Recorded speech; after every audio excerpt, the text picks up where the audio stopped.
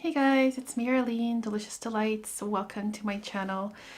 Today I want to talk about a new release from the House of Chanel. It's part of their Les Exclusifs collection. This one is Le Lion, the lion. Okay, this is an eau de parfum. The bottle looks the same as the other ones. I actually have a cute little mini of it here. Show you guys how adorable this is. These are like these really adorable 4 ml samples. But yeah, I really like these. Anyways, Le Lion, released last year in 2020. I've been wearing this for the past few days, and yeah, I gotta say it's a very challenging scent. It's very difficult. Notes in Le Lion. On the top we have lemon and bergamot. In the mid there's labdanum and amber, and the base notes are Madagascar vanilla, patchouli, sandalwood, and musk. It's a very, very strong fragrance. It's one where I wore it in the morning. I wore it for the entire day, and I could smell it for the entire day. And then in the evening I took a shower, and even after my shower I could still smell it on me. So it's a very strong, intense, the beast mode scent that projects for days and lasts for days, and that's why I'll just do it on a test strip here today. So wow, okay. This is a perfume that on me, it did morph a lot. Like there are like 3 clear stages with this perfume on my skin where, you know, it starts off one way and then it changes into completely something different in the mid and also in the dry down. So the transitions from the stages in the top, mid, and dry down, you know, it is something that really kept me on my toes. I kept on sniffing this on me over and over and over on my skin, seeing what changes that I can pick out. And yeah, it's a very interesting scent, but let's talk about the opening here. In the opening, I get this unusual, unique, sharp, bright citrus. And also I pick up on like animalic musky notes. Okay, so we have a bright citrus mixed in with musky animalic notes, mixed in with like a sparkling aldehydic note that I don't see is listed in the pyramid here, but I do get that signature Chanel aldehyde scent in here. And to me, the opening reminded me of like the imagery that I got from the opening here is I imagined a lion that lives in a cage, and they have just been bathed, so their fur is all nice and shampooed and everything. So there was this really nice contrast between this clean, bright, sharp scent. Also, on the other side, we got this musky, animalic, leathery kind of scent. Leather is also not listed in the notes here, but I do smell something leathery-ish in here in the opening. So I was like blown away by this opening. It was something that I just was like, whoa, this is like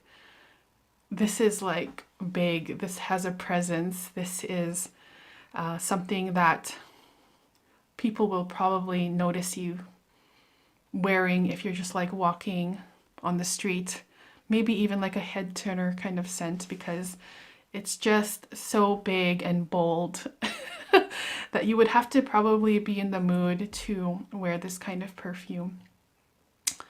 Okay, so in the mid of this perfume, let's say about 5 minutes later, that animalic, musky, citrus, aldehydic scent that was quite sharp in the top notes. In the mid notes, in the mid of this fragrance, sorry, it did calm down a lot, and everything kind of just like felt a lot smoother. It wasn't sharp and bold anymore. This was like a smooth, resinous, spicy, incensey myrrh scent. Myrrh isn't listed in the notes, but when I smelled it in the mid, I am picturing like myrrh, incense, spiciness along with some powdery notes in there. There's also a very nice sweetness in here that adds something else to this fragrance. And you know, I also found it to be a bit sour. So this mid is just so like busy to me and complicated. I didn't really know, I don't know, I just couldn't really focus really because there were just so many things going on with this fragrance and me and my nose, and I was just feeling overwhelmed and very confused, but not like in a bad way. Just something I wasn't expecting after that unusual opening. Now it turned into almost like a spicy myrrh, frankincense, ambery, powdery, vanilla, sweet, and sourness. I also still get a touch of that leather in here, which also has smoothed out. I still get that a little bit of animalic feel in here, and it's just so overwhelming, you guys. And it's like an understatement when I say that. I just, like, I don't know, I just felt lost with this perfume because so many things were going on. But I guess the main thing I can say about the mid is that it's spicy, resinous, incensey, sweet, powdery vanilla. Okay, so the Drydown of Le Lion I have on a separate test strip here. And the Drydown was my most favorite part of this fragrance. Maybe because everything really calmed down even more into something that's easier for me to digest, I think. And it dried down into like this heavy, dark, sweet, spicy incense scent. The leather in the Drydown is what was most noticeable to me. And again, there aren't any leather notes listed in Le Lion, but I do pick up on this very nice, soft, sweet leather in here that is quite heavy still and quite strong. It kept on going on and on and on, this fragrance on my skin. So my skin loves this perfume for longevity and projection because I just could not ignore it. Even just like the tiniest like spray that I put on, it was just so loud. I did find this fragrance to be mature. Like it did have this vintagey kind of feeling to it. And I guess the question here is this fragrance for me? Am I going to buy this perfume? And the answer for now, and I've only tested this a few times, so it's just my first impressions, but the answer is probably not. I feel like this fragrance is just not my style. It's something that's completely and totally out of my league. Something that would wear me rather than me wearing this fragrance. I feel like it would like keep my attention the whole day, and to the point where it would just leave me confused a little bit with it.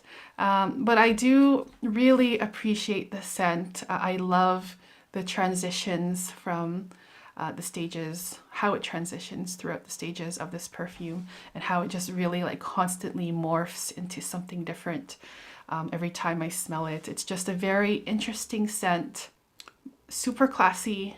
It smells expensive, very complex, but yeah, probably not something that I would choose to wear often. But if I was in the mood for a challenging scent, something that people would probably notice me wearing, something that is loud and aggressive and beast mode, then I would probably wear this once in a blue moon, but probably wouldn't get a bottle of it. In any case, this one was very fun to test and experience. And I don't really know what more to say about it, except if you do get a chance to try it, please do. I think it's worth it. I'm really curious what you guys think of this fragrance if you've tried it. Let me know in the comments. But those were my first impressions of Chanel Le Lion. Thank you for watching, and I'll see you guys next time. Bye bye.